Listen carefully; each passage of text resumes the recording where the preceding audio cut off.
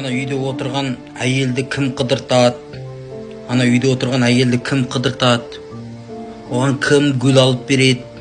Кім оған сыйлық алып береді, еркектер? Әйеліңді қыдыртпасаң, гүл алып бермесең, алтын алып бермесең, киімін жаңалап отырмасаң, қияметте сұраласың бұдан. Желкеңе мініп алады қияметте. Ақысын алдырмай, сені тыныш қоймайды. Алдың ба, ол аманат еді ғой, әке шешесінің аманат еді. Сен оны аманатты әке шешесінен алдың. Әкесін айттың: әке, мама, я отвечаю қыздарыңа, мен оны сендер баққандай бағамын дедің. Өтірік алдап әкеп алдың да үйге әкелдің, қол қылып ұстадың.